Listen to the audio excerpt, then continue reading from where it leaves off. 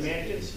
Oh, yeah. That Team Life one is outstanding, so we'll just Yeah, we can work that one out, especially when this year, lower than when he first documents. yeah.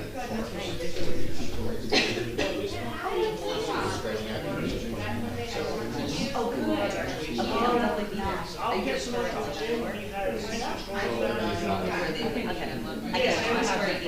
yeah, and then I'll follow up in the morning with them. Just it's like one of those things where they put it on like one computer. Like I have access to the open it's on his computer. So Yeah. like Yeah. but we'll figure it out. Probably just Yeah.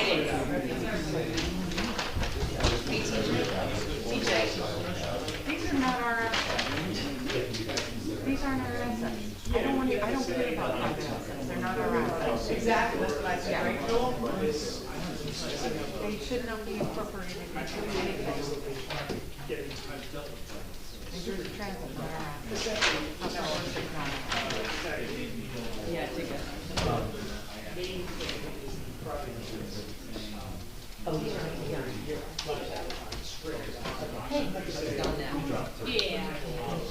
A little scary. Yeah. I'm going away to Houston next week.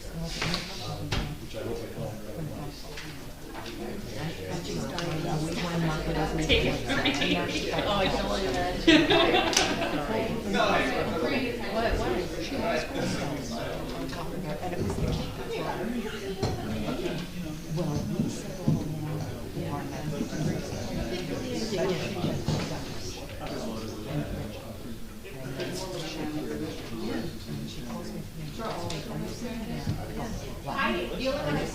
That's one. Where is she doing? She's not being in that one. I know.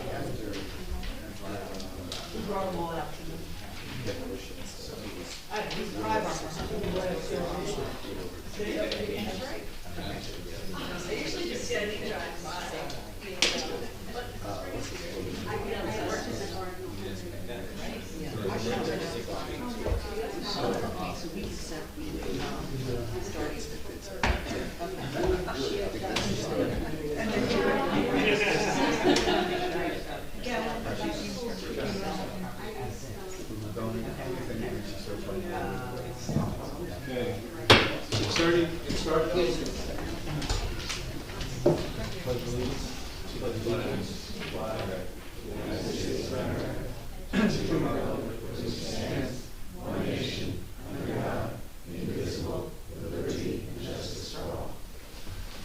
wish to announce that the 48-hour notice is required under the Open Public Meetings Act was emailed to the Asbury Park Press, the Co-Star, and the New Coaster on December the 13th of 2022. That a copy has been placed on the bulletin board in the Borough office and that a copy has been filed with the Borough Clerk. Mr. Marco? Present. Mrs. Noble? Here. Mr. Gubatose? Here. Mr. Weber? Here. Mayor Fox? Here. Good evening, everybody. Welcome to our seventh meeting of the year. I will continue to read our message of trying to have a more open, kind of brighter conversation during these meetings. As I've said before, and these are in the write-ups that we worked on as a council, we welcome disagreement because it helps us think about things differently. Our voice should be constructive ones. We agreed that in a journey for brighter Bradley Beach and asked to join in our new vision of rules of engagement, and I ask everybody to gauge their tone going forward with all neighbors. Some of these rules of engagement are sometimes stretched. Hopefully we continue to try to improve. On another note, you probably noticed some lengthy meetings in the last month or so. In the interest of being more efficient and effective, we put more time limits on the agenda on different topics. So if we have to truncate and move to the next meeting on a topic, we will do that. We're going to try to stick to these time limits. If there are follow-ups, we will note.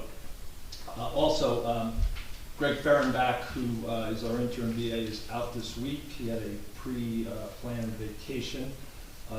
So in the interest of making sure we catch follow-ups and minimize the amount of back and forth on follow-ups, I've asked Allison Gavin, who's one of our clerks, to I will kind of point to her and say log that in or write that follow-up out. So she'll be doing that for us tonight.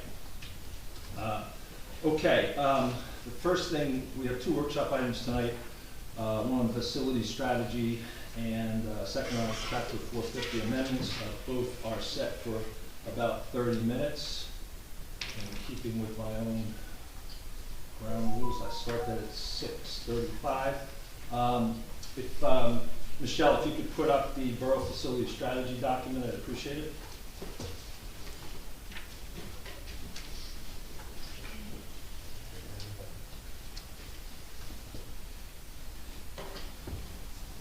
Okay, there it is. Okay, this is a workshop, so I just have a few slides here to kind of stimulate the discussion and make some recommendations on next steps. It's about 8 or 10 slides. I'll just go through these and then we can talk amongst ourselves as a council. So, I just noticed, Mayor, this is like some of these I'm sorry? I think. I thought we were supposed to be seeing the presentation and we're The looking at presentation is up there. Okay, well, a second ago it was there, so I was wondering if it could maybe come back to No, that. it's both of them. It's both of them are all. Okay, Michelle, sorry. Just fire up.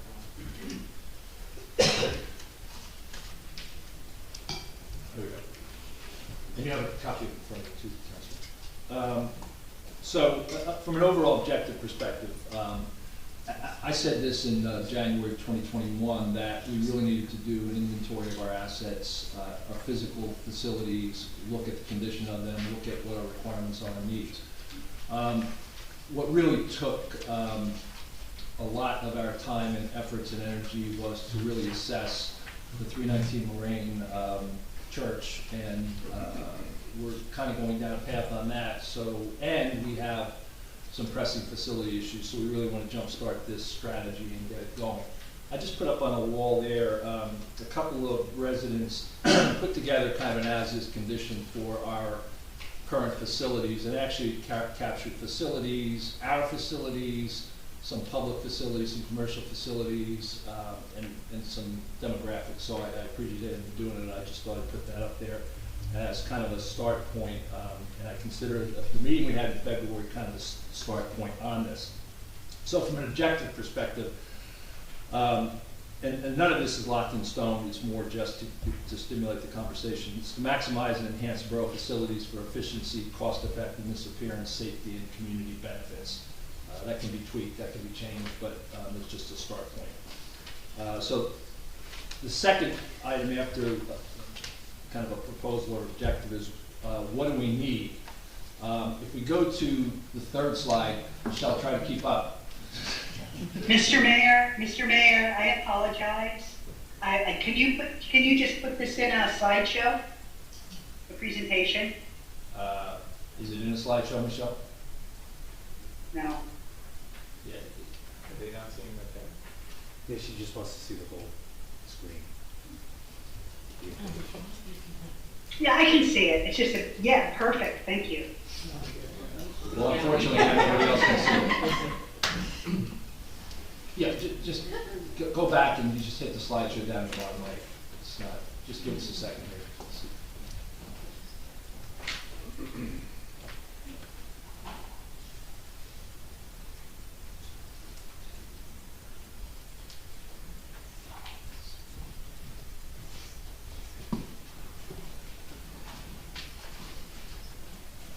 There's a button on the bottom tray. Right. Yeah, bottom right. Yeah. Yeah, I in the know. tray.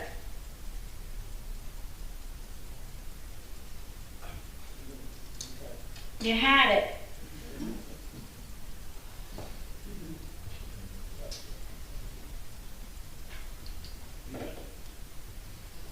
Yeah. Okay, thank you. Okay, next slide, please.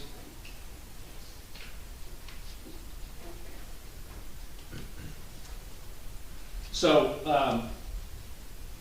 really, what we have here is we have a number of sites within the borough, and one of the things we have to do is assess what our needs are and what our opportunities. And all we've done here is kind of listed some of the key functions or services, starting with public works all the way down to unmet needs. There may be something missing here, but it really talks about kind of the key functions we have in our municipality and key questions. They're not necessarily the absolute correct questions, but they're questions to hopefully stimulate some thought. For instance, public works, 2 sites. Make sense? I don't think so. Public safety, that's our police primarily. What are our maintenance needs in that facility? Admin, same thing. Municipal administration building, zoning, code, and construction. Is that the best location? Fire department, what are the maintenance needs, court maintenance needs? Recreation, do we have unmet needs? I don't know. Beach management, are there any maintenance needs there? School, library, and then you look at Seniors Historical Society. They're using, they were using Biasi. Biasi is at this point kind of closed until we get that open again. This just gives you kind of a sense of the number of sites. And then unmet needs. What are the unmet needs that we have as a community, as a borough? Next slide, please. So how do we develop a strategy? Next slide. So you really need to go through an assessment process first. What are ideas? What are scenarios? Can we justify making proposals on potentially unmet needs and then prioritize those scenarios? So what are our options? Then post that, planning. We need to enroll people, align, sequence it, because it could be a 3 to 5 year plan, depending on what we're doing. And then certainly measure any plan that we put together. We could end up with a portfolio or a number of projects as a subset of this over a period of a couple of years, and then form the appropriate teams to execute those. And that could be engineering, it could be any number of functions, but that's kind of a process to go through an assessment. Next slide, please. And then next steps would be, next slide, please, to speak to other municipalities who have recently done work like this. One that comes to mind is Middletown. There's a few other towns. I'm going to be with the mayors of the state in the next couple of days. I'm going to be talking to a few of them about anything that they've done in this area. I have been talking, I talked a little bit to Commissioner Arnone about any rationalizations or strategies they've done around sites, and he's made some recommendations. We would need to appoint some borough team members, assess community resources to be involved, and then a report back. So this would really be a beginning more than anything else. So next slide. So at this point, I wanted to just open it up. This was really nothing more than to kind of get the conversation going and stimulate some discussion. The thing I will leave us with is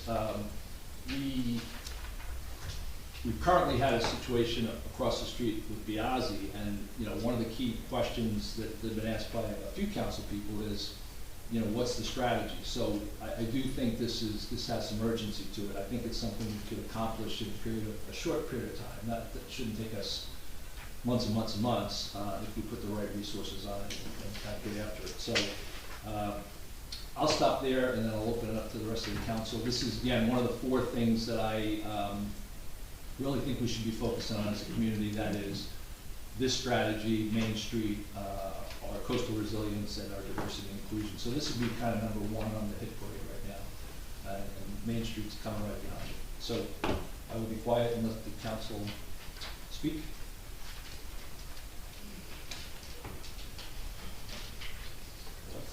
Well, I'll just say I'm happy that we're starting to talk about our assets more holistically. I think that it's important that we make sure we're including Main Street in this. I think it's one and the same. A lot of our assets are on Main Street, and making sure that we are talking to not only the business owners in town, but also residents who live near these facilities, and really just trying to involve as many different voices as possible.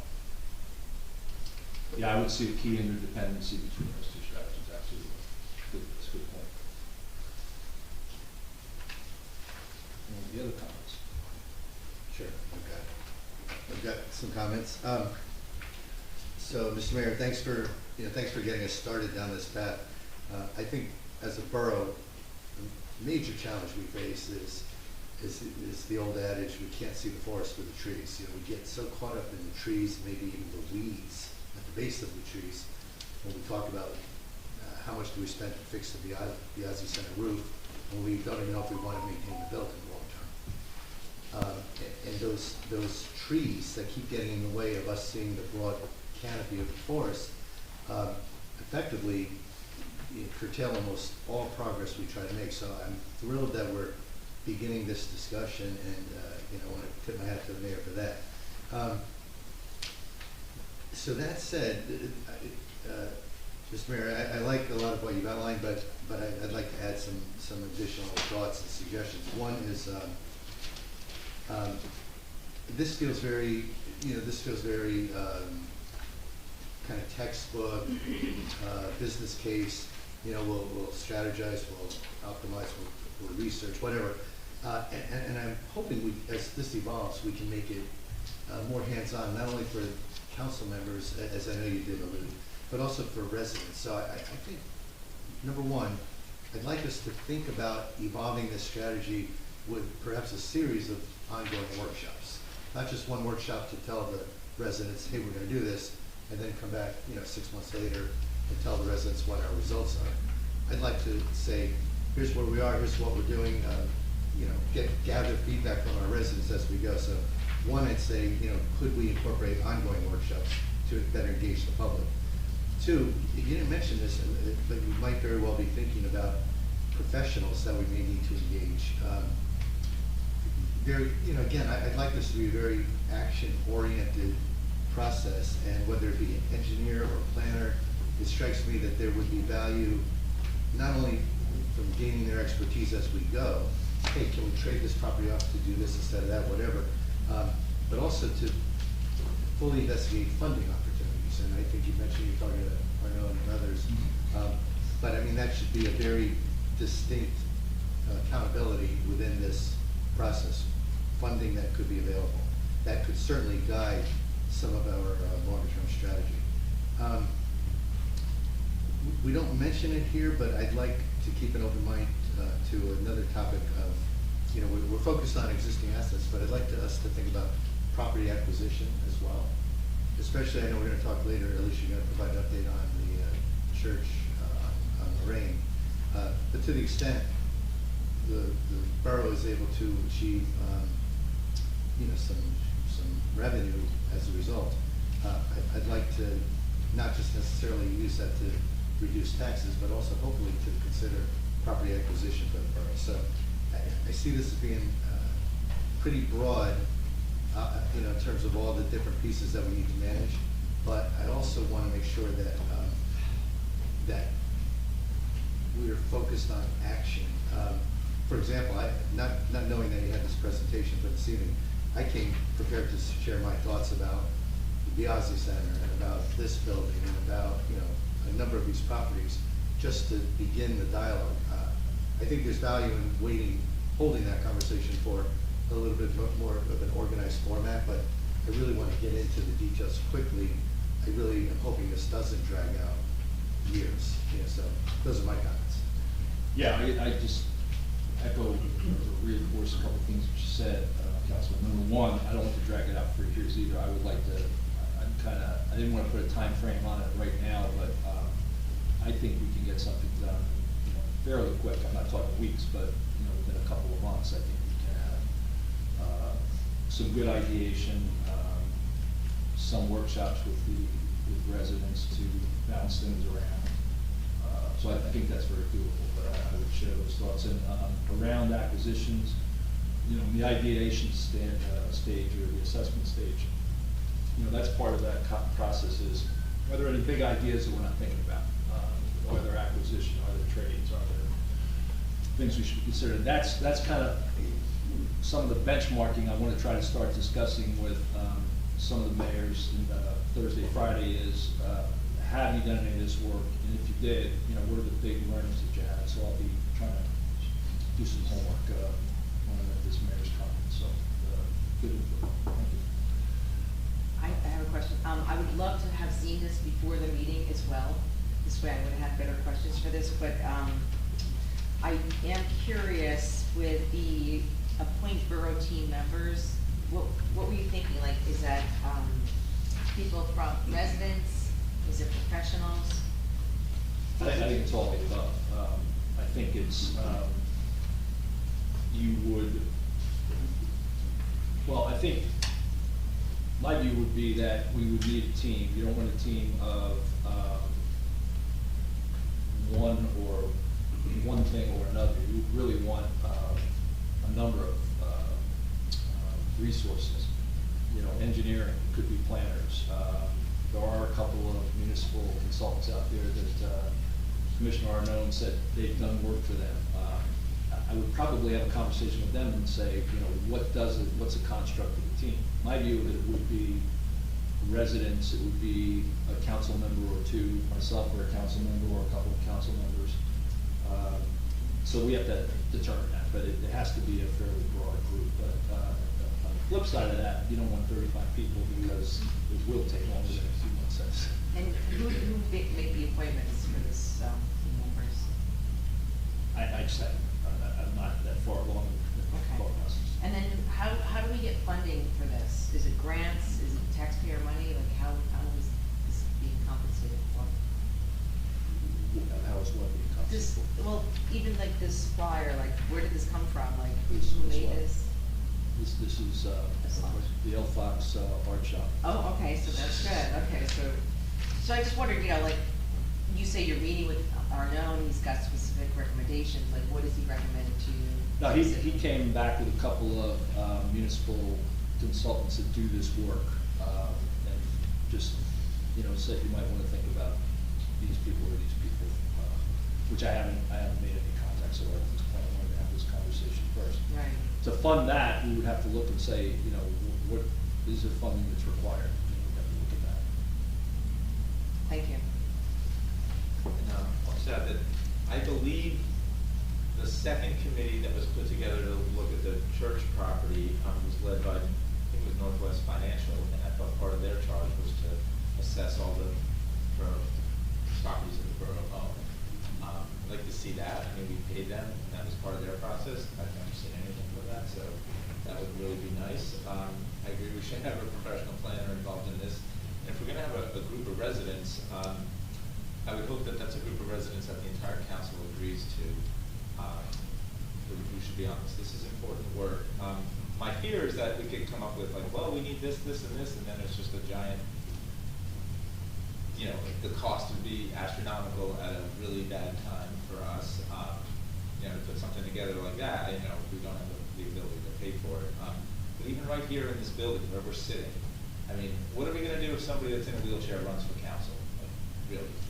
We need this building to be different. I mean, I envision, let's go across that parking lot so we don't lose one parking space over there, and there's a second story above that whole thing, and we have a real council chamber that could accommodate more people and redesign this whole thing. If we need that much space, just take it, but it's a second floor above parking so we don't need it. And then maybe we get rid of the Biasi Center, maybe not, I don't know, maybe it goes all the way and we keep that building, but we get rid of it, we gain a few parking spaces. But hopefully, I mean, yeah, this is the kind of thing I can't see this happening in a couple of months, because this is really big, important work, and I think it's charting the course for us for the next, whatever, 30, 40, 50 years. So I think it's important work and we can't rush it. But great that it started, so I appreciate this and this discussion. Okay, good. Yeah, and I think to your point on, you know, what your view of it is, that's part of the ideation process. There could be some really good ideas that need to come out.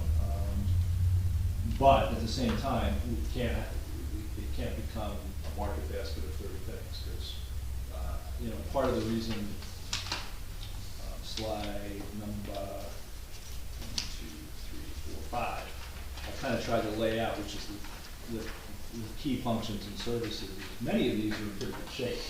I don't think we're going clean slate and we've got to change everything, but there are some areas where there are going to be pinch points that we've got to look at and say, this just isn't working, or this is problematic. You know, the maintenance point on this too is one that when I kind of walked in the door and looked around, I said, you know, what's the maintenance plan for these sites? And there were none. It's when something breaks, you kind of fix it, really don't. If you have an active and rigorous maintenance plan, you don't run into the problems we run into. So we have to, I think that has to be built into any plan we put in place. Okay. We've got a few minutes. Maybe this public has any comments. Unless public, any comments? Yes. Thomas J. Colan, 612 Third Avenue. Thanks for putting this together, Mayor. It is good to take a look at the facilities and how they're managed.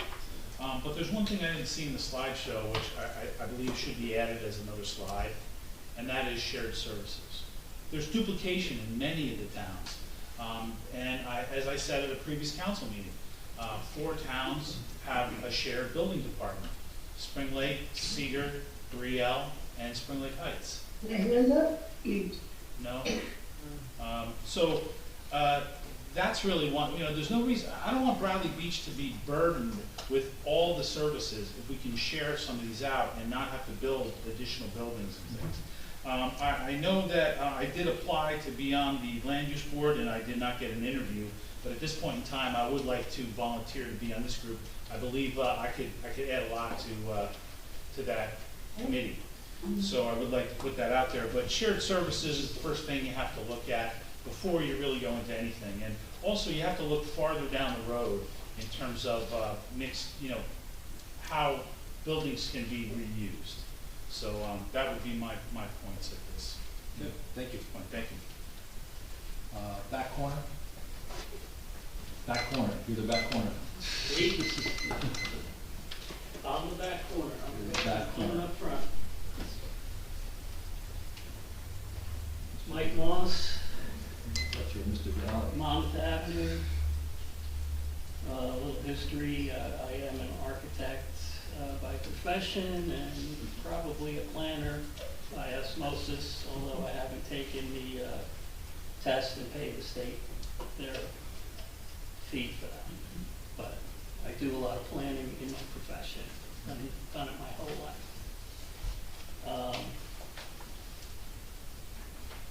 I think we're starting at ground zero again. I've been here 20 years, as I said.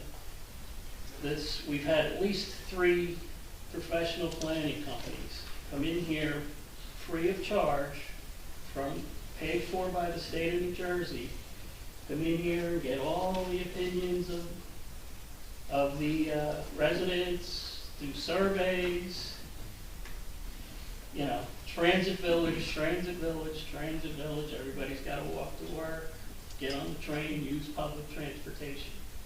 Well, I've heard that through 3 planning groups.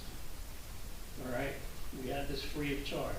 Now, the 3rd planning group, the last one, and I have the guy's business card, I have not done any business with him, and I think it was three or 4 or 5 years ago. He came in here and he said, why do you have your municipal building located on the most valuable property in the town?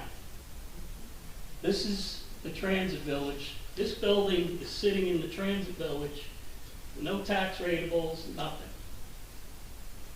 That's what his #1 recommendation was. You have the municipal building here, no tax ratables. You have a parking lot right next door. That's fine and dandy for the when you're closed here, the businesses can use the parking spaces over there. But when the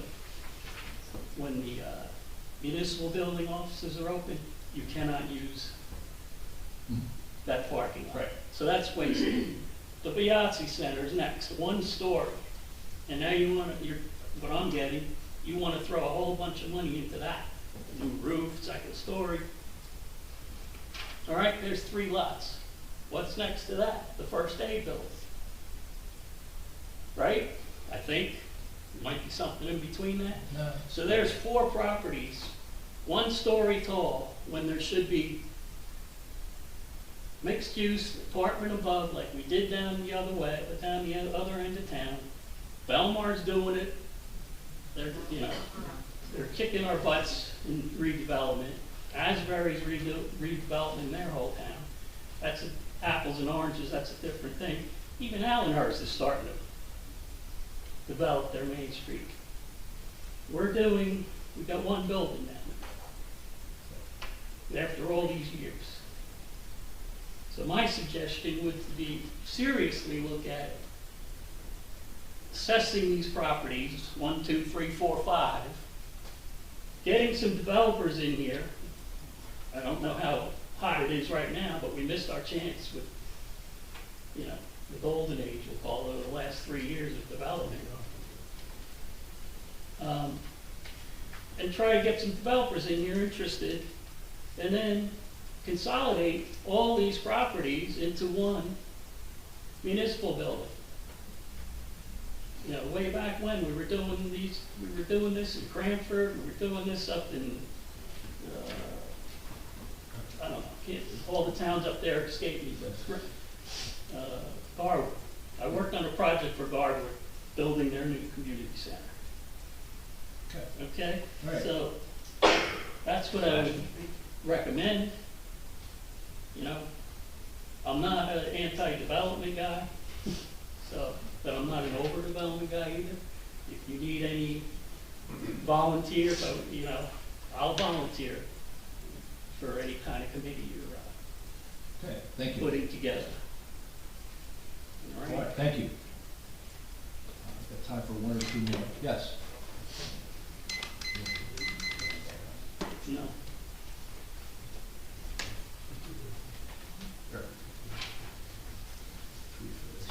Nancy Meadow, Ocean Park condominiums. Yes. It's great in theory to have a workshop, but I'm a little dubious because the past few workshops, in my observations, have been presentation and then gone away. Maybe comments were made from the public, and then decisions were made behind closed doors, and it was a done deal. So if this is one of those things, kindly stop wasting our time. If it is sincere, I'm sure it will come not as a surprise to anyone that I would say on the slide, and I don't remember its title, but it did list things that may need attention, or may need focusing, maybe we do or we don't. It is appalling to me that the school was not included in that conversation. It may be its own board of ed. Oh, it was there. It's there.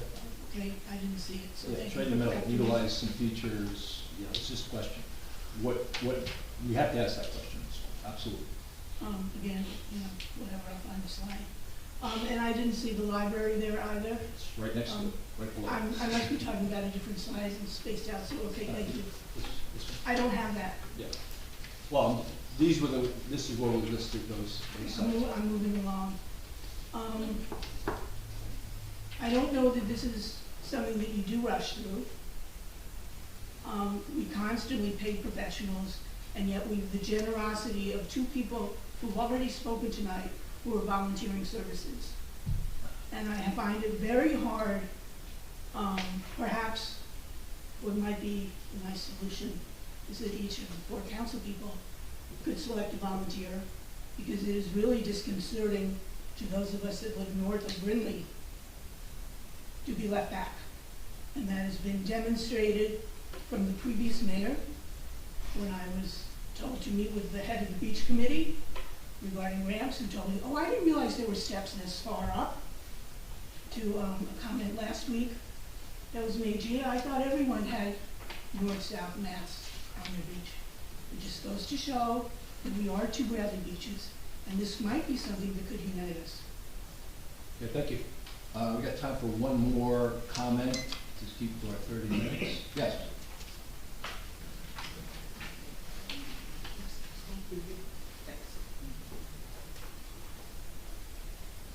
Linda W. 312 Brindley Avenue. Thank you for this presentation. I think it's a wonderful idea to assess what we need in town. But, oh, I'm done? No, that's 30 Time minutes. flies. That's Okay. time for the workshop. I think though, before we have a final budget, we really need to assess that and see what is available for us to utilize. And as far as combining services with other towns, I think that's a wonderful idea. And it's great for us to hope and want to do different things, but everybody has a different idea. I kind of think maybe if you guys could work out what our next move would be amongst yourselves without having too much input from us.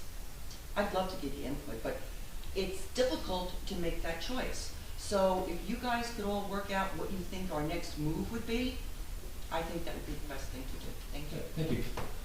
Okay, that wraps us up. I appreciate everybody's inputs. We will be taking the necessary steps.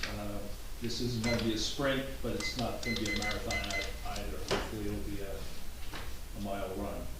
Okay, next on the agenda is Chapter 450 Amendment Recommendations. It's 30 minutes, and I guess Ben, you're representing the group. Yeah.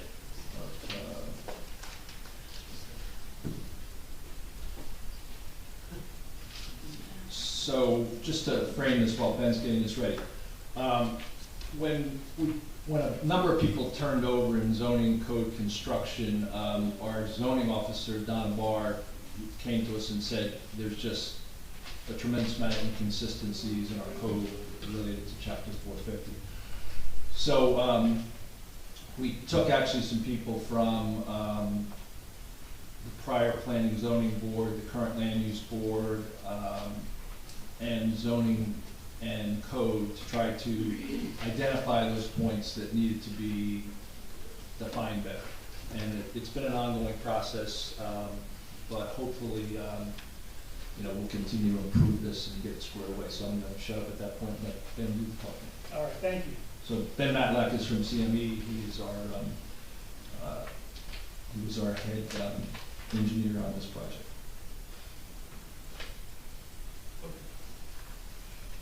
Sorry, I'm gonna have to be walking back and forth. Okay, so thank you. As the mayor said, we have been working on the zoning ordinance for quite some time now. The first thing you have to do when you look at the zoning ordinance is take a look at the municipal land use law and the master plan. You want to make sure that you are advancing the goals of the municipal land use law. Some, in this case, the easy one is promote adequate light, air, and open space. That's the one everybody knows. You also promote the establishment of appropriate population densities and concentrations that contribute to the well-being of persons, neighbors, and communities and regions, and preservation of the environment. You also promote a desirable visual environment through creative development techniques and good civic design and arrangement. What the goals of the master plan re-exams, the last two re-examinations being in 2014 and 2018. Generally, as a side note, your master plan should be re-examined no more than every 10 years. Some of the goals that we look to advance are continuing to update and review the borough ordinance, evaluate parking standards, make definitions more clear, and create appropriate bulk standards. Go to the next slide. So before I move on, a quick appreciation to the zoning ordinance review team, the people who donated their time to meet and provide input, provide their expertise. Donna, Dennis, Harvey, Bill, John, and the mayor, you attended one or two of the meetings. And then I also received input from, I think all of the council sent me some feedback. So thank you to everybody for all the input you had. And we made a lot of good progress. So some of the main points that we went through, some of the things that we changed, clarifying some definitions. We had our zoning officer, who was new last year, had a heck of a time deciphering between balcony, porch, upper porch, deck, elevated deck, and patio. We look to clean some of that up, clarify the differences between each one of those. They are treated a little bit differently, each one. We had a very confusing corner lot regulation. We addressed that. Each corner lot now it's very clear what are the front yards, what's the side yard, what's the rear yard. And then we added a few definitions. Barbecue structure, bed and breakfast, gazebo, pergola. These are things that the zoning officer was getting a lot of requests for, and there was nothing in the ordinance to define what it was or to regulate it. So it had to be, I know in particular gazebos and pergolas, a lot of people wanted to install them, and they had to be denied from a zoning standpoint because there was nothing in the ordinance that would allow them. Just a clarifying point, when you said Donna was new, Donna's not new to zoning. Not new to zoning. She's very versed in zoning. She's new to Bradley Beach, yes. Yes, thank you. We had to clear up some conflicting requirements. I know storage sheds in the ordinance. Some places said maximum 100 square feet. Some places maximum 120 square feet. And actually, I'll just take this as the first opportunity to ask the opinion of the governing body. What do you want to see? 100 feet versus 120 feet. This is something that is basically up to you. It's your town. You have very particular knowledge of your borough, and I know standard sizes can be both 100 and 120 square feet. I think the zoning officer has said that a lot of the existing storage sheds that are in use are about 120 square feet. So that's the first kind of talking point I want to have, to just get your opinion. 100. 100? Okay, great. When you said there's standard sizes, if I went to Home Depot to buy a shed, what would it be? You can get 100 or you can get 120. You can get smaller, you can get much bigger. Obviously we have some lots in town that are very small. So I've definitely seen some smaller sheds and structures in people's backyards. So it's kind of the, this is kind of what we look at when we're trying to pick something like this, you know, a size of a shed. How does that affect the livable area on somebody's property, or how does it affect the neighbors, the visual impact, things like that. I've had some dealings with this. Some of the members of your committee I actually worked with over a year or so and discussed this at some length. I think almost universally planners would say sheds in a town like Bradley Beach, where we're largely neighbors built on top of one another, it's good to provide the opportunity to have storage that remains somewhat unsightly. It's protected by, you know, 4 walls and so on. So storage shed's good. Anything, my understanding is anything over 100 square feet requires a cement foundation or some sort of impervious foundation, whereas up to 100 square feet and under can be built on timber. So a lot of the discussion was, do we want to discourage impervious coverage? And as Councilman Weber kind of beat the clock there when he yelled at 100, you know, the 100 does satisfy that need to not have impervious coverage. I guess ultimately, I'd be in favor of certainly impervious coverage, but I guess I would not stand in the way. I would not object to 120, but we all would just have to recognize that would create impervious coverage. And then, if we do that, at least the opportunity for it. And then if we do that, then we probably have to opine on whether or not we want to include that impervious coverage under building coverage or not. Yeah, you bring up a good point. And again, these are some of the things that we weigh when we're making decisions like this.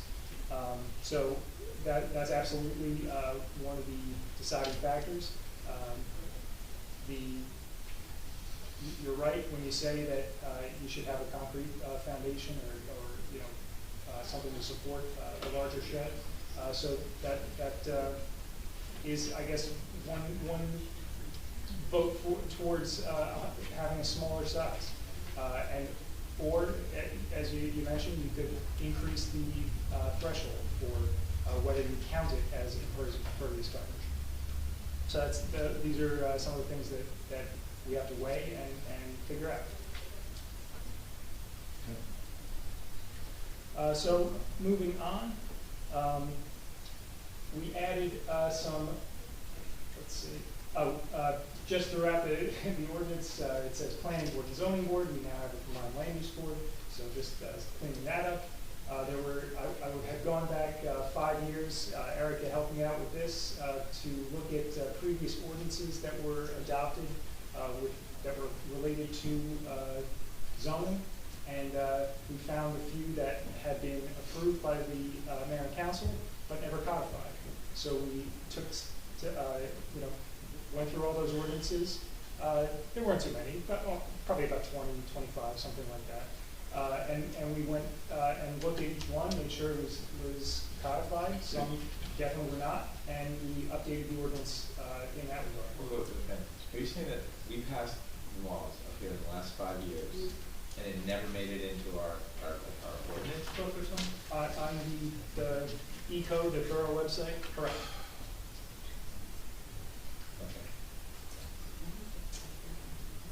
I don't know what they were off the top of my head, but I can get you that information. Ground-mounted equipment, typically generators is what we're talking about. There was nothing in the ordinance that discussed that. We've now added language in there for commercial, residential, and multifamily situations. So now those are regulated. Or will be regulated in the ordinance if this is approved.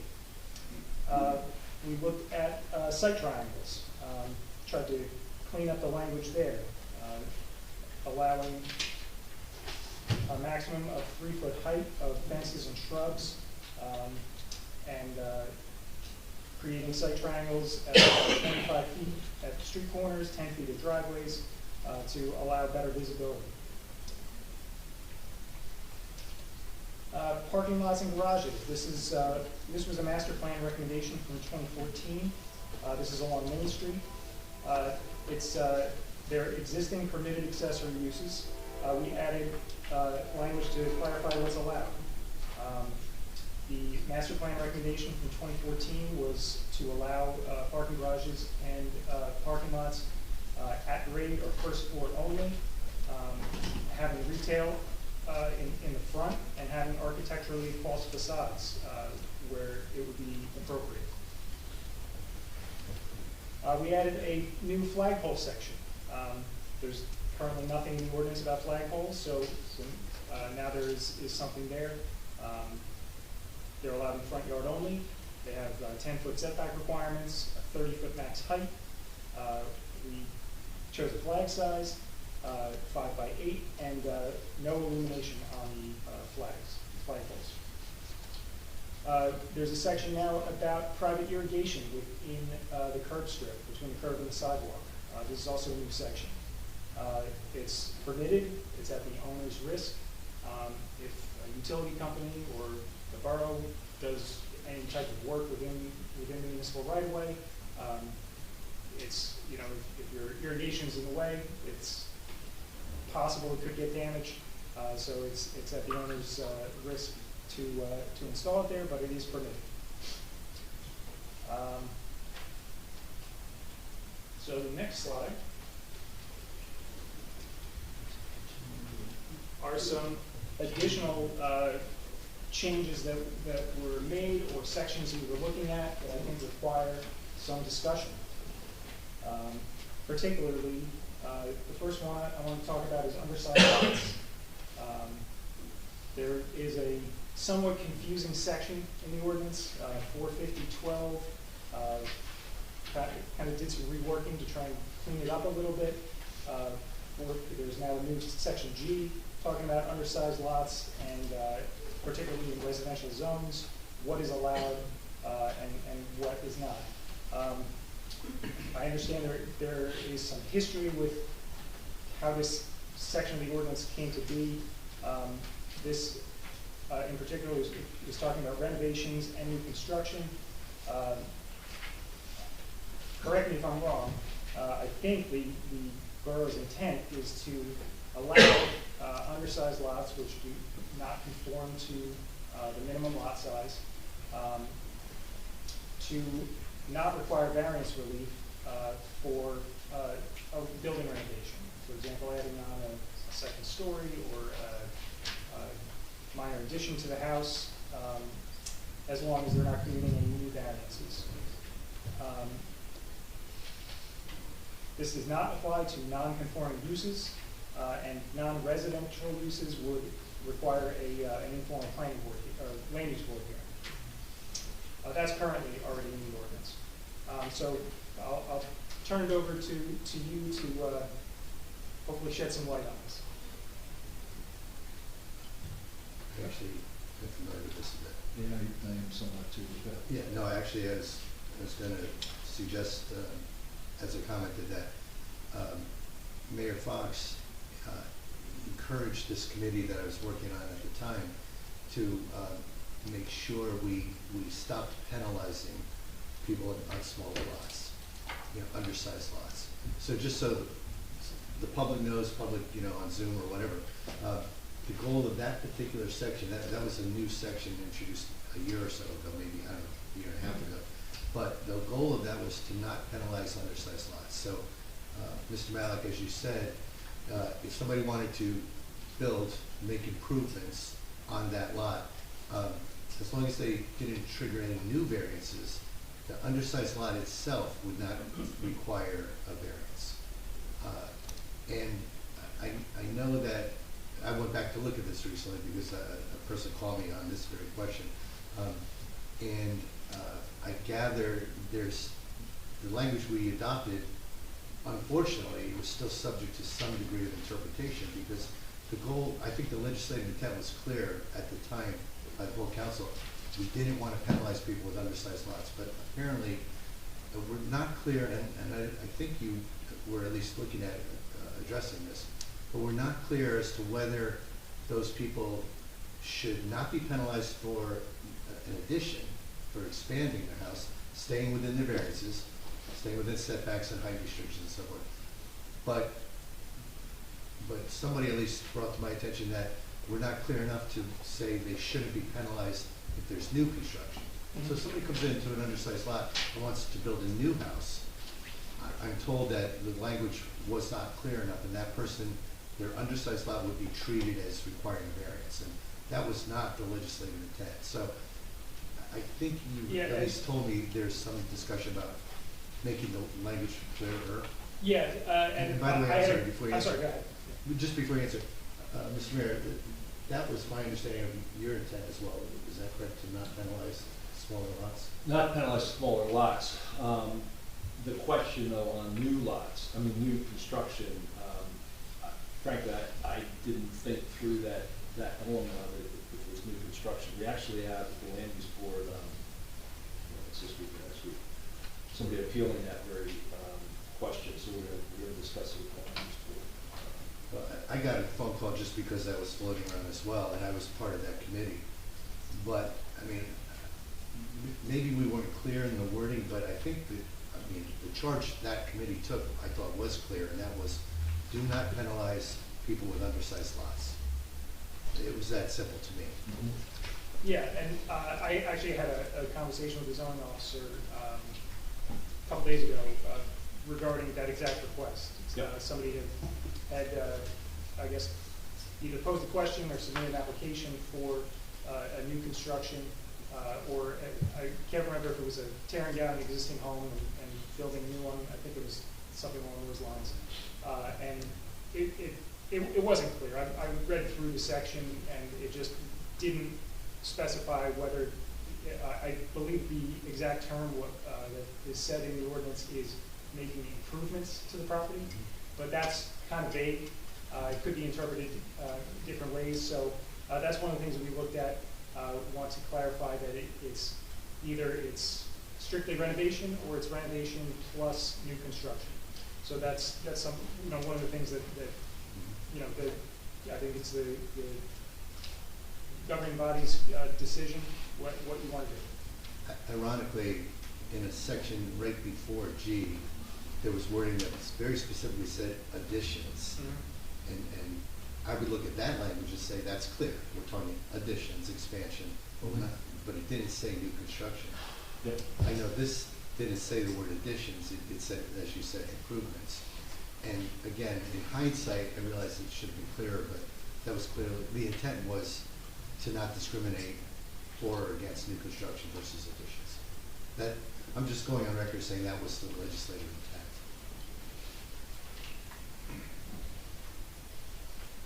Okay, great. I think that clears it up for me to finalize that section. So I'll move on to the next thing. Pergolas and gazebos, I already mentioned this. I just want to make sure that that you are on the same page, that they can be permitted in backyard, over a patio or a deck on grade. We have height restrictions to them and size restrictions laid out in the ordinance. Just want to clarify that that's the intent. That makes sense, yeah. We did not particularly specifically include them as permitted on raised decks. Just like to get your opinion on that. Raised decks are capped at a height of 48 inches above the ground, and an additional pergola height above that. We didn't include, but that again is up to you whether you want to include that or not, or keep it to keeping the pergolas on the ground. I'd say on the ground. I'm sorry. Pergolas can be on grade deck, but can they also be on a raised deck? Yeah, no, I understood, but I didn't hear. Oh, I said on the ground. Yeah. Yeah, I think, Correct. highly, get swept away. What is the height? Is it 10 feet? It is 10 feet for pergolas, 12 feet for gazebos, because they have kitchen roof. So an elevated deck could be how tall, 24, 48? 48 inches. 48, so you have 4 feet plus 10, you're talking Yeah. about. Yeah, now you're talking potentially 14 feet tall. Right. Next thing is looking at balconies, upper porches, and elevated decks. These are all different definitions in the ordinance. They're treated differently. This is looking at the 450.13, which is yard encroachments. We're not really proposing too many changes to this section, but I want to get the council's, mayor and council's opinion on if there should be changes.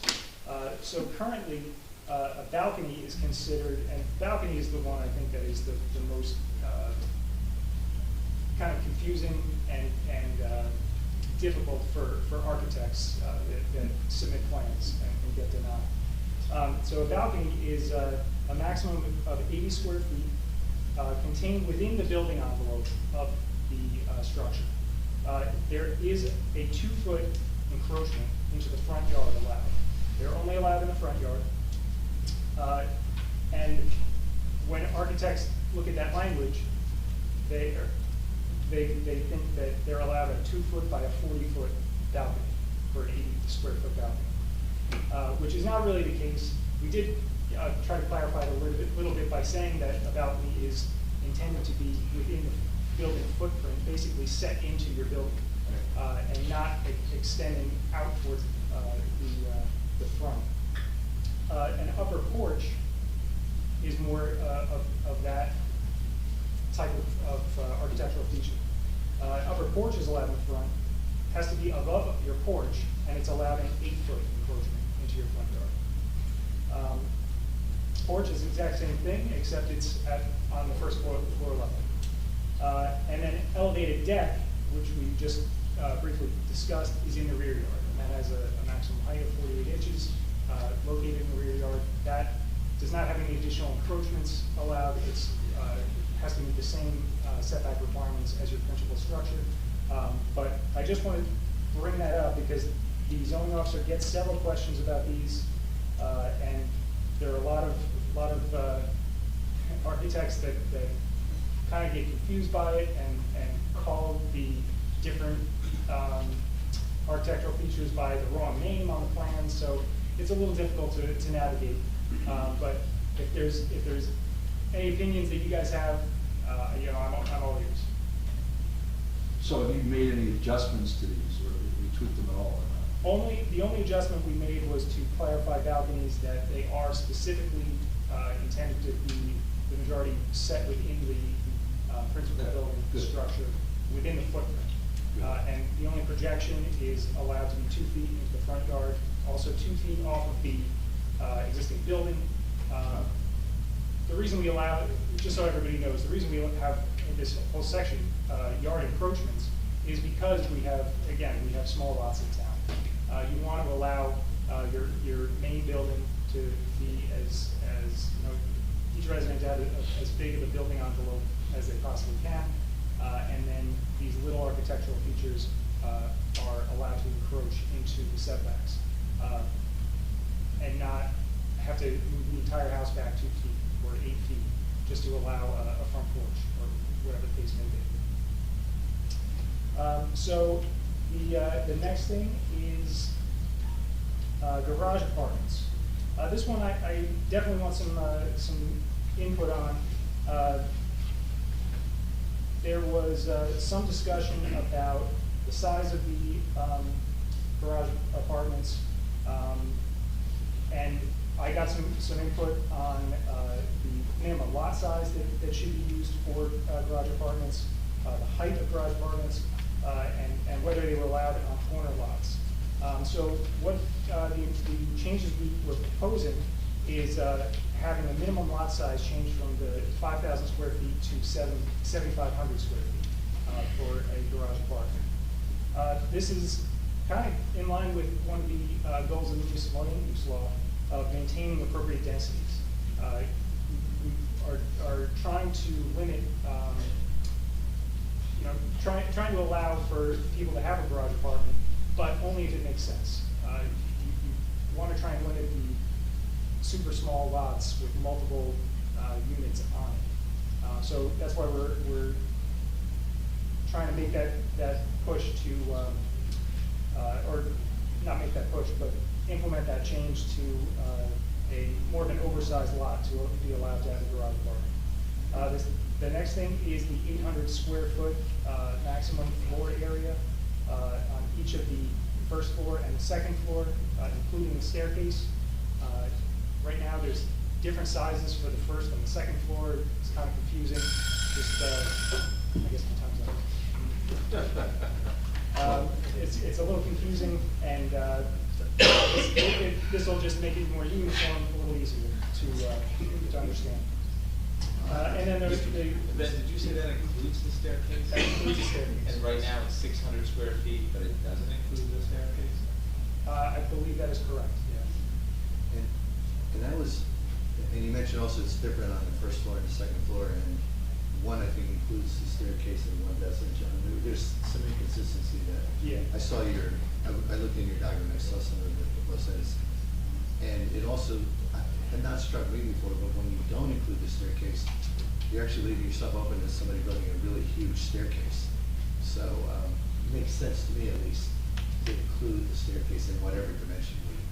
Right, you could have a big exterior staircase on a garage apartment if you don't include it. And then the last thing regarding that was on corner lots to allow them in the rear yard specifically. You don't want a garage apartment on a side yard on a corner lot because then you kind of have two houses facing the road and it looks like two principal structures on one lot. Having it in the rear, it's more protected. It's not necessarily facing the same street, and it's a better planning alternative. But right now, they're not allowed at all. Right now, they're not allowed at all. Correct. Okay. All right, from a time standpoint, how much more time do you need, Ben? Because I'm actually thinking about, should we have you back in the next meeting to really? I could go for, I only have one other page after this one, but, you know, it depends on how much input. I would rather you come back Okay. and give us this presentation so we can actually mull a couple of these things. Sure. Because I want to try to stay on time, if we could. And then that will also allow for public comment if we maybe did a 30-minute event meeting and 15-minute update and 15-minute feedback from residents. Okay. Yeah. Okay. Not a problem. Okay. Mr. Mayor? Can you just go over the next one, the home office thing? I'm not even sure what that is, because everybody works from home these days. It's just getting it in the code. We don't have it in the code right now. Yeah, but what's the It is- fine? it is in I the don't code. understand that. It is, but There I is- thought they were re-looking at that. I don't know if anybody else is looking at it, but we looked at it as, well, I had a couple things that I wanted to clarify on what the intent of the ordinance was. If you'd like me to go over it, I can fairly quickly. Why don't you wait till the next meeting, because Okay. I also wanted to, I know this came up as part of, there was a discussion on this with the code guy, Paul Murphy. Okay. And I thought he was trying to identify something, so we probably need to put you two together just to make sure you're covered. Sure. Okay, all right. Mr. Malik, what I would like to say is, people don't realize this document that I looked at, that you've been working on, with your edits, of course, was like 140 pages. I mean, there's a lot of work. And again, being pretty familiar with this stuff to begin with, I was very impressed by the work you guys have done, or you've led at least. And I wanted to thank you and that group that you said supported you in getting us to this stage. Thank you. Thank you. But more to come, because I know Don is still scratching away at inconsistencies, which I think we're just gonna have to keep working on until it's probably a never-ending battle, but we're just gonna keep working on it. Thank you, Ben. Okay, the next item is we have actually 4 presentations, actually one more lengthy presentation and 3 proclamations, and I'm actually gonna surprise some of the council and ask them to spread the wealth here on the proclamations. Michelle, could you put up the 319 Lorraine update, please? This again is short, but put it in presentation format, please.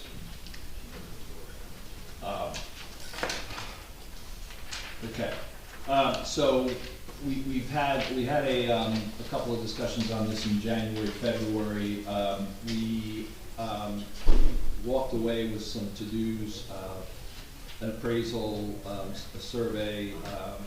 I also met with the Ocean Grove Camp Meeting Group last week, and then really to discuss next steps to move this along. So if you can go to the next slide. So the primary goal was that the borough was now in the process of making a decision as to the appropriate path for sale disposition of the property.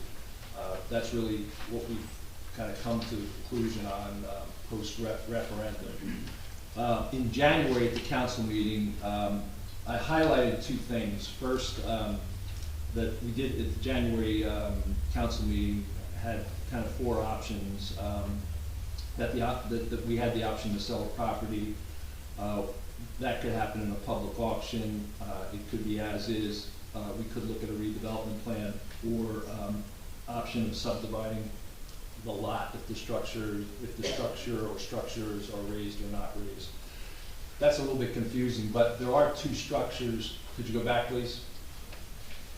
There are two structures on the site right now. There is a parsonage and there is the church. So that's part of the discussion here. Okay, next slide, please.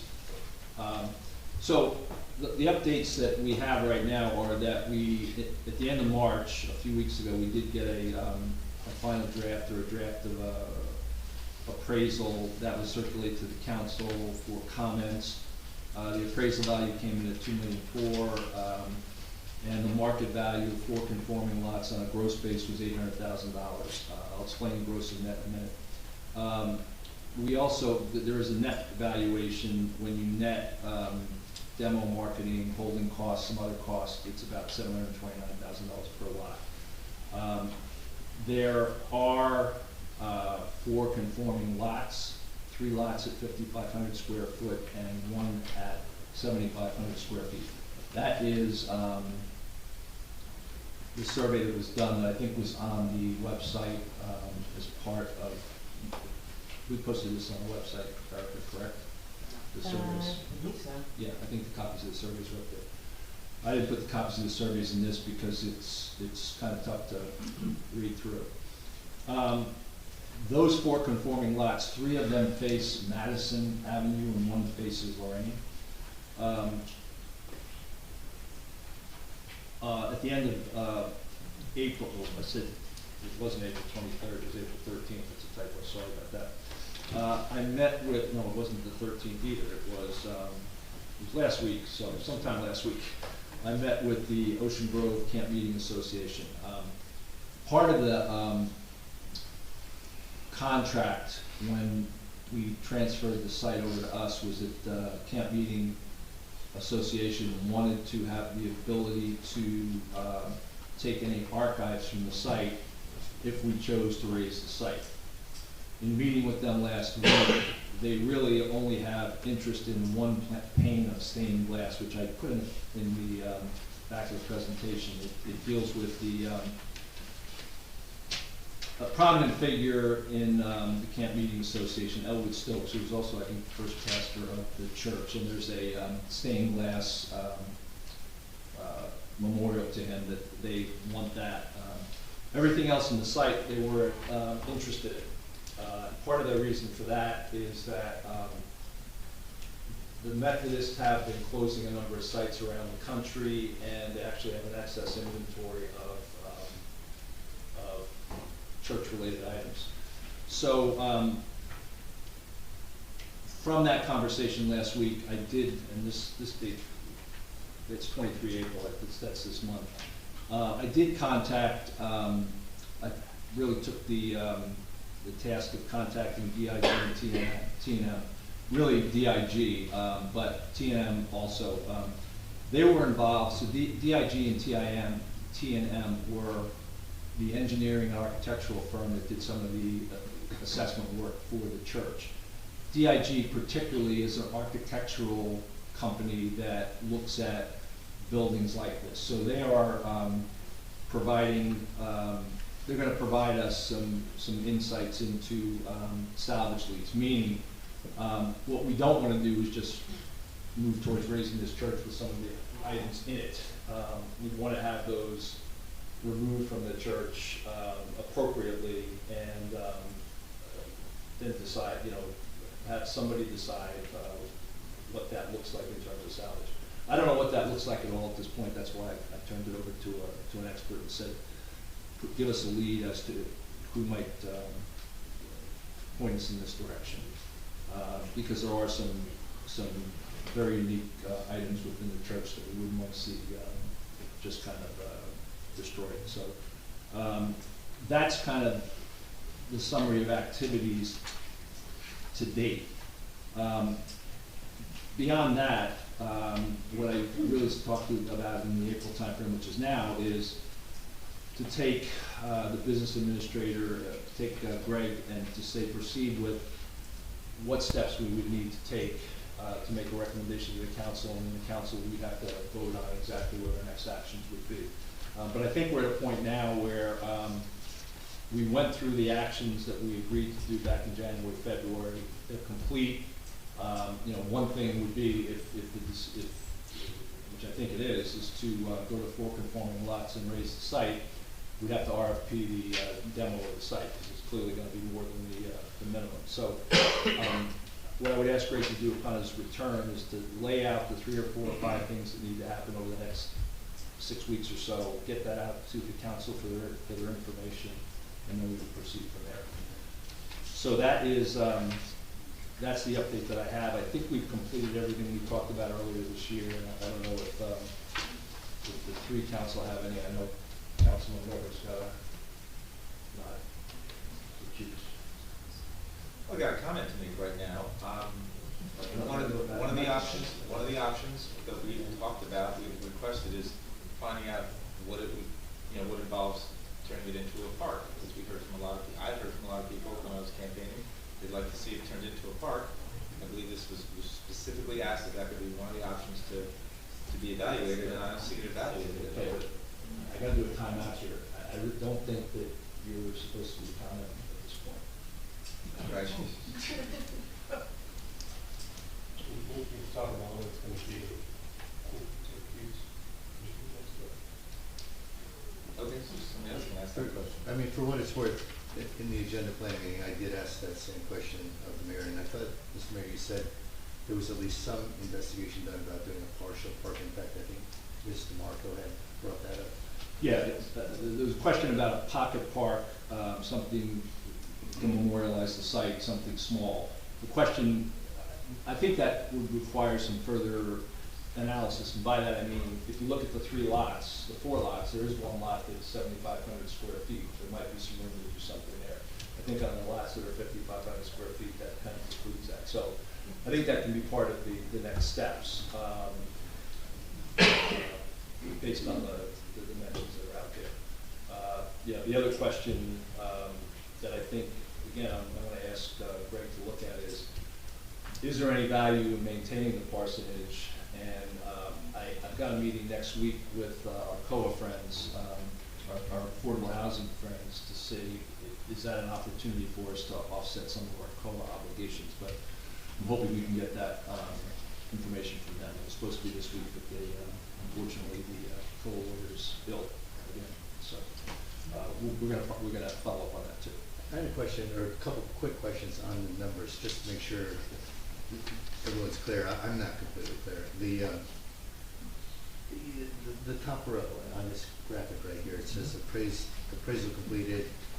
I know it says 800,000 per lot gross, which would be like 3.2 million, right? So And then you have to net it down for other items. So the appraisal value, the 2,471,000, is that the net?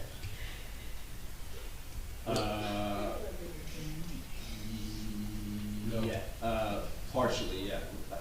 No. Somebody knows? What? The you're saying appraisal no? value says it sits. So What? the appraisal value, the appraisal, that's how it sits. The 2,471. Yes, and if you raised it and you sold the lots, you'd be realize you got the. 2471 is the one lot without being subdivided, It's without. just as it sits right now. Okay. Yeah. So that's the appraised value for the lot without subdivision, without raising of buildings or anything, just somebody Right. wants to take it off their hands. If we were to subdivide 4 conforming lots, then we're at 3.2 million, is that before we do Right. the, Right, correct. the demolition? And then we'd have to net it down for demo, marketing, holding costs, and Sure. things that were in appraisal. And the document that y'all saw. And that gets us. These are right out of that document that was distributed to y'all. So that's 729 compared to the 800,000, that difference of about 70,000 per lot Mhm. is effectively the demolition costs and holding costs and whatever. Yeah, and marketing, yeah. The appraiser identified 4 or 5 things, and it's in that report.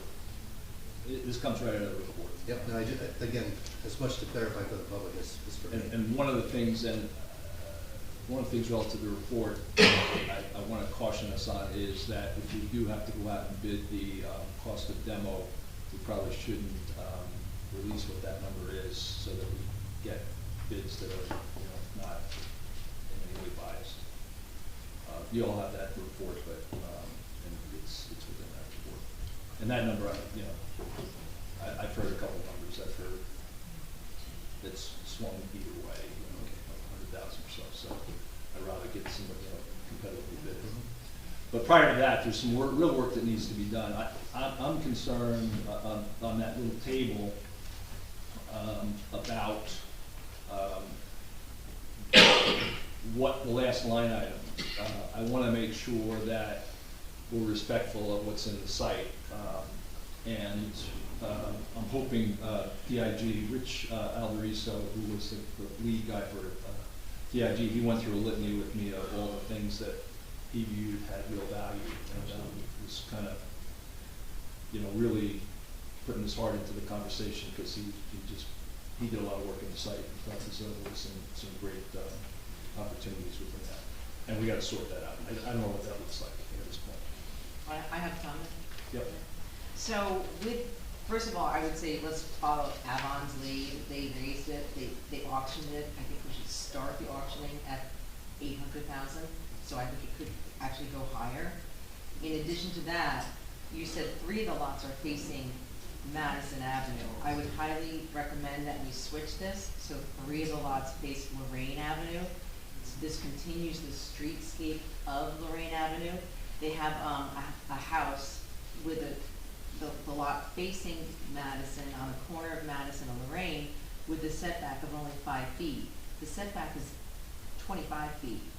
So this would work better if we just flipped those 2 lots facing Lorraine, and only 1 lot would face Madison, which is a small side street, one way.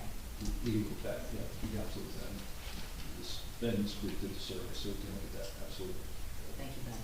And Ms. DeNoble, to your point, I had unsolicited, I just had an expert in this field just call me and ask me what I thought the things were worth, and I mentioned roughly what these appraisal numbers we're looking at, and we were looking at.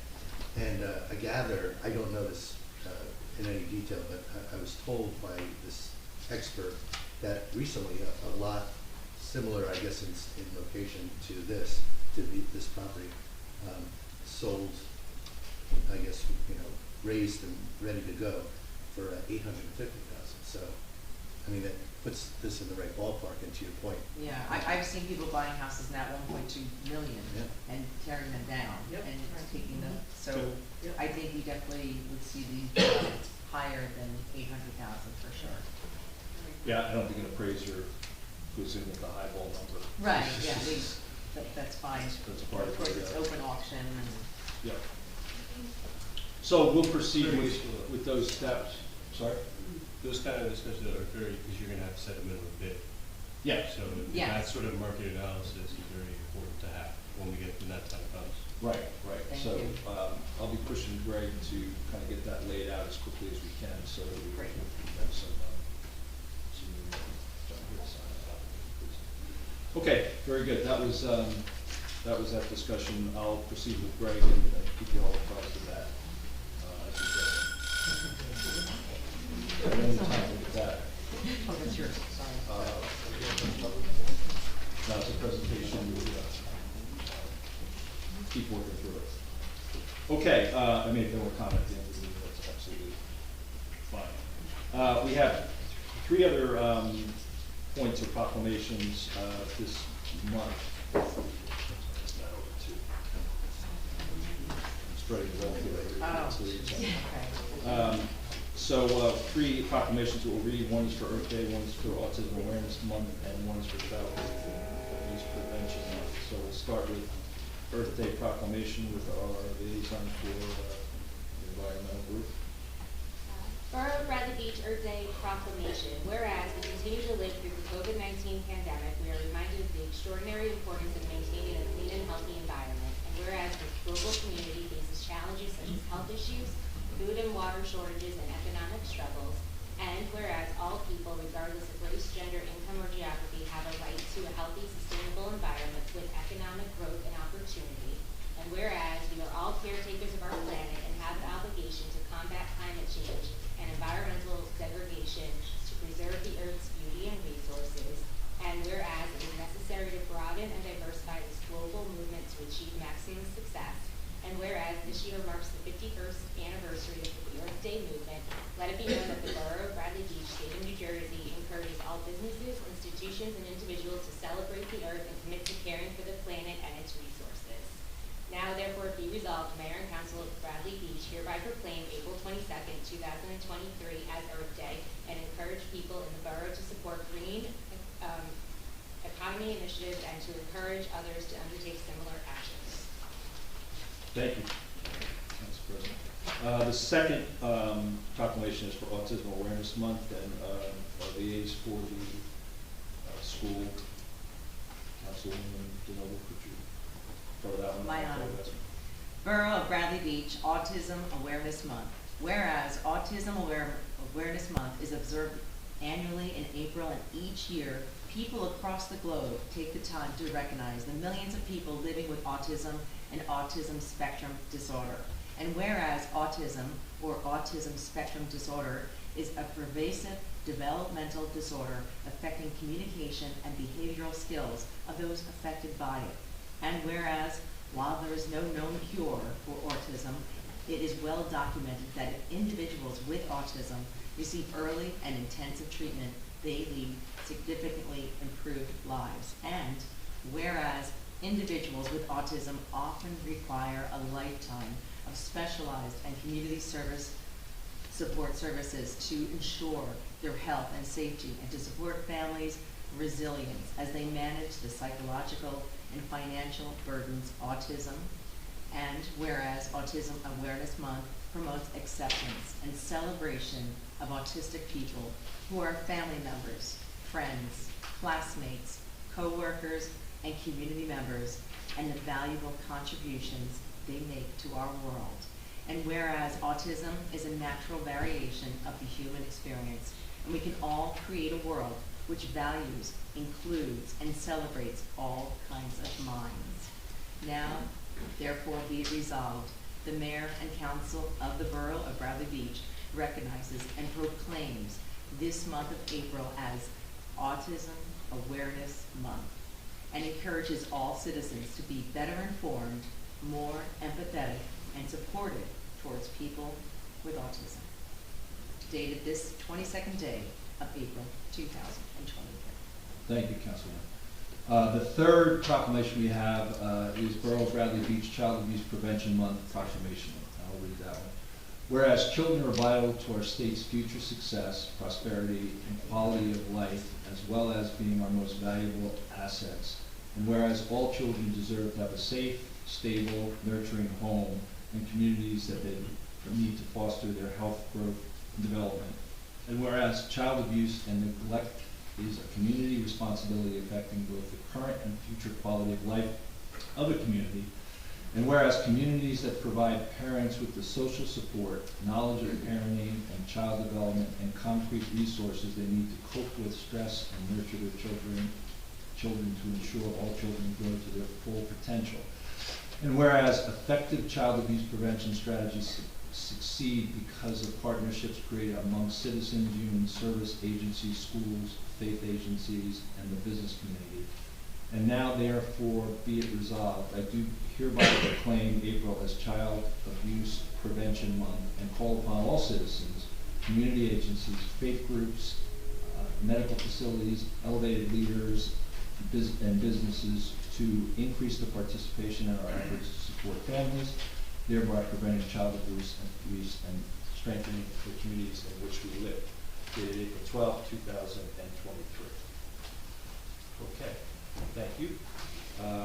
We'll now move from the proclamations into approval of minutes. I'll make a motion to approve the March 22nd, 2023 council business meeting minutes. Second. Mr. Marco? Yes. Mr. Noble? Yes. Mr. Gubatose? Yes. Mr. Weber? Abstain, wasn't here. Mayor Fox? Yes.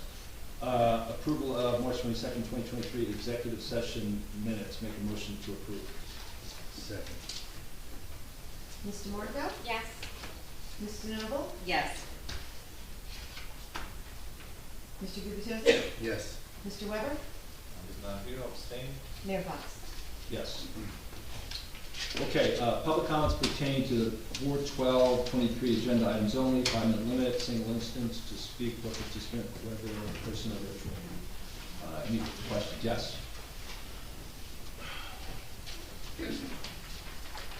Thank you, Mr. Mayor. Don Greenberg, 302 Park Place Ave. Just have a quickie. The first ordinance is not posted on the website. 2023-4 that you're going to be introducing. Shouldn't that be on the website? It's not on the website? No, it's not. Okay, we will post that. So can we get like a copy of it for us before you guys vote to introduce it? Is that possible? We'll post it on the website. It's an introduction, it's not an adoption, it's just an introduction. So we're not making final decisions on that. I think there was some discussion on it and we just didn't get it on, so that was just a omission on our part. And what Ben had said about there's a whole bunch of ordinances that weren't posted to the EDOC 450, is that what it? Well, what's the process on that? Why would something like that happen? Or why would it not happen? Who's supposed to be doing it? I have a note to follow up on that very thing. I don't think, and Ben, you weren't saying that 20 to 25 were not on there. You were saying you looked at 20 to 25 and some were not on there, or was it 20? Right, it was probably in the neighborhood of 2 to 3 were not important. There's only like 2 to 3 ordinances. 2 to 3. 2 to 3 changes. Changes. Oh, changes. Right. Got it. Right. So, no, we do need to follow up on that, but I don't have a good answer for that right now. Okay. And are these presentations that Ben did and all these others going to be posted on the website as well? Yep. Cool. And just my own comment on sheds. We're in a beach town, and if you have a conforming lot, I think 120 square feet is a good number. I mean, you've got bikes, you've got, beach umbrellas, beach chairs, lawn equipment, and lots of surfboards. Okay, thank you. So, thank you. Okay, any other questions on the agenda? Yes. Thomas J. Cohen, 612 3rd Avenue. I disagree with Mr. Greenberg on the sheds. I was on the original committee, and 100 square feet does not require a foundation. We made it 100 square feet for the smaller lots, and then there's no question that people have to get a footing inspection or anything for their shed. 100 square feet is plenty big enough, especially, like I said, for the small lots. I had a couple other comments on this grant application for Sylvan Lake. I mean, we had a lot of people in here saying they didn't want the walkway, so does this include the walkway? I mean, we don't really know what this is. It's a grant to get funding. There's about a dozen things that we could use it for. And if we get the grant funding, at that point, that's when we make that determination. Oh, so there's no submission now as to what this is? It's just a blanket lien? I mean, a blanket grant? Because we gotta fix the shoreline before when you work on something, you start in here and you work out there. So we gotta fix the shoreline, take down the fence that's been up for 2 years. We recognize that's a priority. Okay, Mr. this should Mayor, be the priority in the grant. Mr. Cohen and Mr. Mayor, if I could just say one thing. I don't want to put Mr. Malik on the spot, but I asked him this very question before the meeting. Mhm.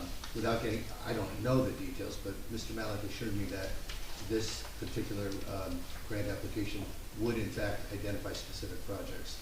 So it's not just give us money and then we'll figure out how to spend it. All right, and Mayor, I would have to ask that you recuse yourself from 2023-131. You accepted a $1,300 donation in your mayoral campaign from the applicant's attorney. So I find it inappropriate. I request that you recuse yourself. Also, I'd like to see an end to this 2023-28 non-fair and open. I mean, I don't see how the taxpayers benefit from these non-fair and open appointments of people. I mean, let's let the market determine. I'm a capitalist. Let's let the market determine what it is. The taxpayers can save some money there. So will you be recusing yourself, Mayor? I'll have to let you know. Thank you. Yes.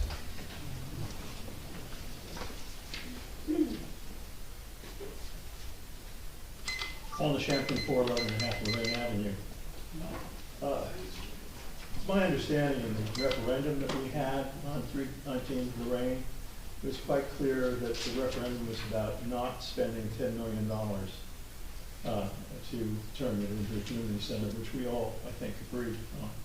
However, the referendum in no way directed you towards selling this property off, subdividing it, or tearing down this building. I don't feel that you really have the direction to do that. And from now on, from this meeting on, I will be here voicing my opinion on trying to save 319 Lorraine. The first thing that I will be doing is applying to both the New Jersey and National Registry of Historic Places to designate it as a historic place. I plan on trying to save this building. I think it is the most historic and architecturally and historical gem of this borough, and I think it deserves to be saved. Thank you. That's the first of my items. The second is 2023-127, and also I think the following one having to do with Biasi Center. I'd like to know what the actual status is of the Biasi Center at this point. I know that it was evacuated because of mold, but it's not clear to me that any discovery of mold was actually done. Are there spores in the building? I've been allowed in the building with a mask on. Seems dry in all the areas that I go to. It's costing the Historical Society a great deal of money on all its programs for the rest of the summer. They'll all have to be located in other places. We're spending thousands of dollars to do that. And I'd like to know what's going on. I understand you have long-term plans, but in the short term, what is the basis of keeping this building closed? There was mold found, number one. Number two, we're waiting on 2 to 3 quotes that we were hoping were going to be in this week. They're not. I hope that they're in by the end of this week, and then we can make a determination on what we want to do next. It's an awfully slow process, unfortunately. I can't disagree with you on that. Thank you. Any other questions on agenda? We're missing the agenda, we only have one page. It ends. It's not front and back? No, it doesn't It's stop front at and one. back. but it doesn't have all the. It stops at 127. I'll go make copies. Thank you, Allison. Sorry, everybody. Yes. Mike Moss, 129 Monmouth Avenue. I'd like to say a few words about the church property apparently we're about to lose. As an architect, design professional, I'm pretty heartbroken over losing a fairly significant architectural work. It's not a plain Jane. I believe some group had it on the most endangered building list in the state of New Jersey, and I can't recall what group that was. Preservation New Jersey. Thank you. Good. I don't know where that went. But I guess it got beyond that, and the public spoke about it. Ironically, in Asbury Park, they're saving, there's a bunch of groups, you may know, reading the papers, saving or trying to save Holy Spirit Church, another architecturally significant building in Asbury. And so far they've been successful. There's one church member over there that's really aggressive in saving it. And apparently we didn't have any of that over here. It's unfortunate. Going forward, I expect that if you're gonna subdivide this property into 4 lots, that they're conforming, so the developer doesn't have to go through hoops with non-conforming lots that I deal with in this town all the time. It's whatever. Stop there. And I'm gonna bring to light a project that most of my neighbors that are still there on Monmouth Avenue are still shaking their heads about from 5 years ago. And the property is one of the most high-profile properties in the town, a triangular property where the Evergreen and what's it, Bradley Boulevard come together there. Or I forget the name of the road there. A local businessman apparently was able to subdivide that lot into 2 non-conforming lots.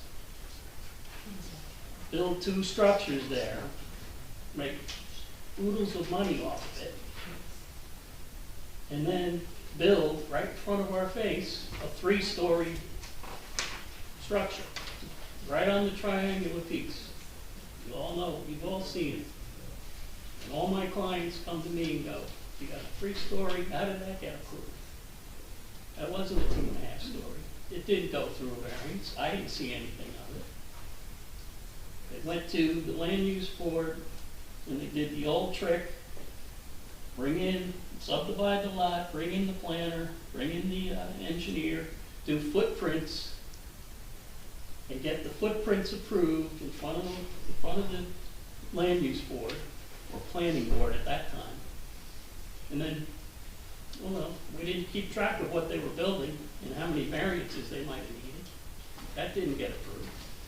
I don't believe they submitted elevations and everything, and that should get approved. Now we got a 3-story building, and I gotta tell my clients, no, you can't have a half story. So, I wanna, are we protected against a developer coming in on this church property and buying all 4 of those lots, submitting 4 footprints for houses? Oh yeah, the land use board says that's great, meets all the setbacks, everything else. And then they build 4 3-story houses all of a sudden. Are we protected against that? Also, one other item is the Asbury Park situation. James Bradley apparently donated numerous properties along Grand Avenue. My grandmother, I was born off of 4th Avenue, 2 blocks from there. James Bradley came in and donated all those parcels to various religious groups. Has that been thoroughly researched here? Did Bradley donate this property to the Methodists and then require, or is there some paperwork require that has to be a religious structure maintained in perpetuity? Have we researched all that? That's my comments. Okay, thank you. Thank you. Any other agenda related? Yes.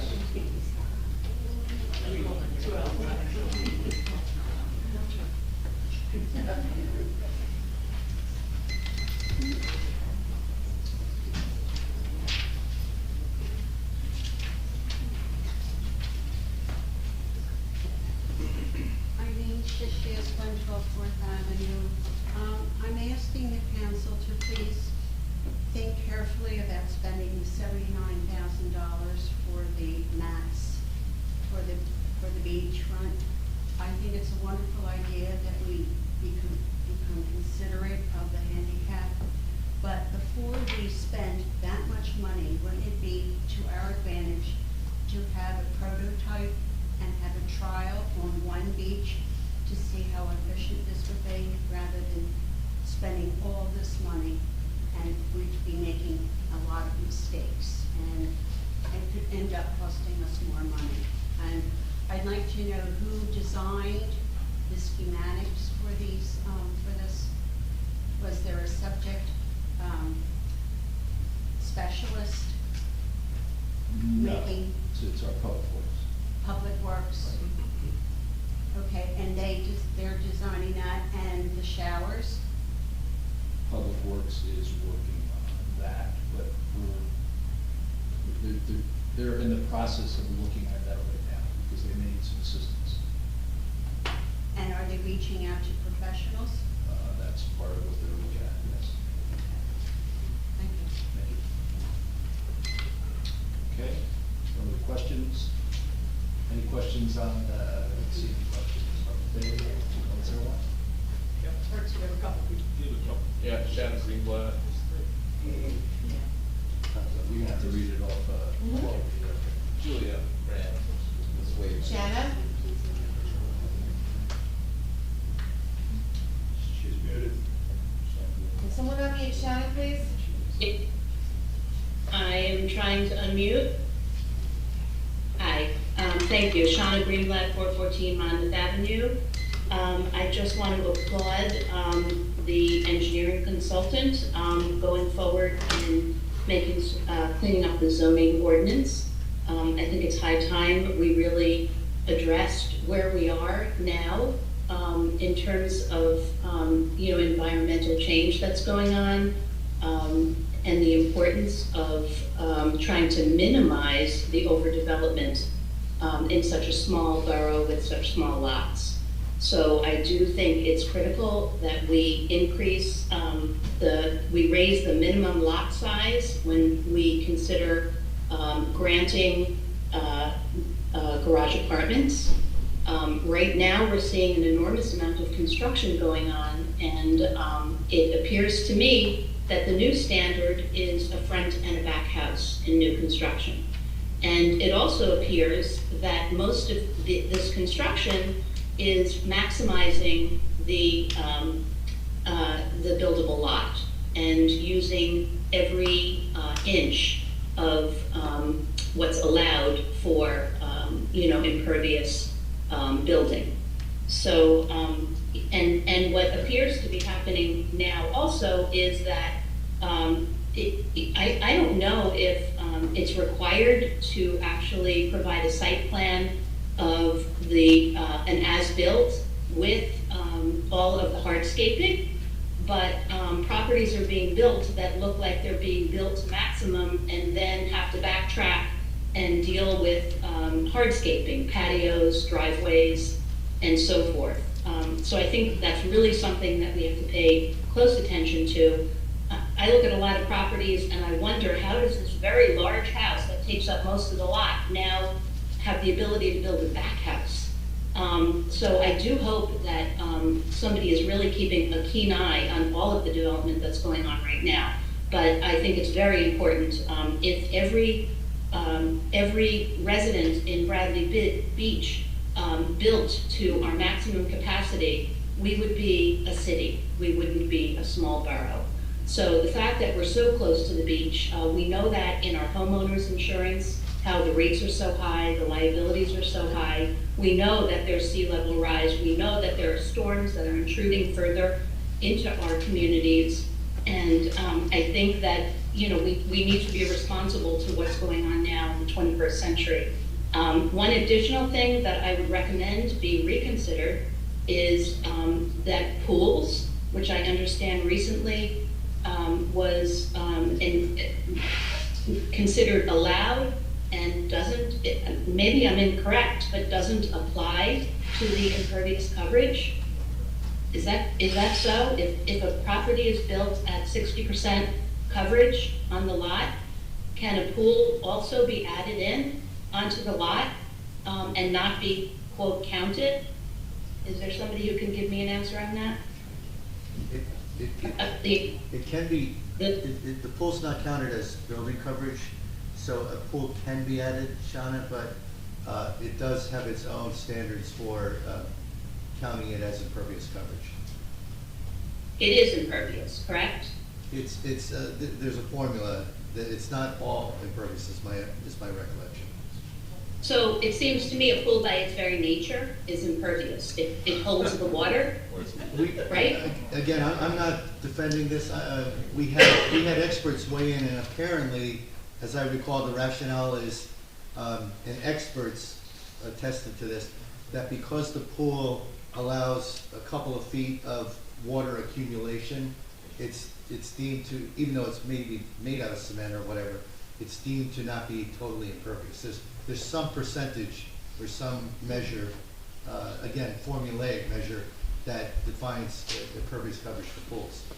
Okay, well, you know, I don't know if it's a matter of perspective. As far as I'm concerned, the pool is impervious, and then there's also, in addition to that, hardscaping that takes place around the pool. So case in point, there was a house built, as far as I'm concerned, overbuilt on the lot diagonally behind me on Evergreen. And not only is the approved garage apartment a 2-story space, but it's not even used as a garage. There's no pavers, no hardscaping that go up to the back of the, so the driveway only goes to a certain point on the property. So clearly it's not a garage. It's not a garage, it's not a garage apartment. Well, it wasn't approved for a garage apartment, but it's a 2-story space. Shanna? So, Thank you. You're at time, sorry. okay, thank you. Thank you. Any other questions? Oh, there's one. We have, yes, Julia. Good evening, Julia.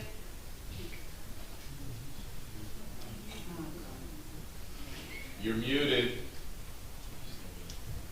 Julia, can you unmute yourself, please?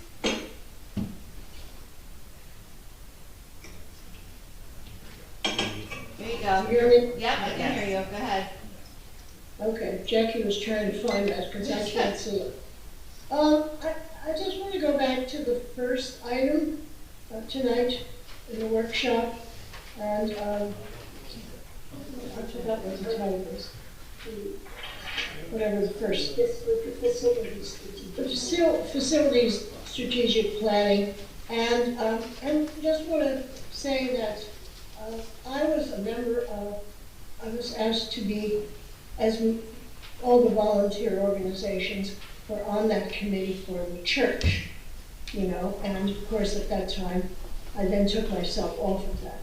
But I think in this instance, I think that the volunteer organizations should be representative on this committee to decide and think about what to do, particularly with the Biasi Center and the fact that we don't have a community center at all now with everything that's going on, and that the space is there.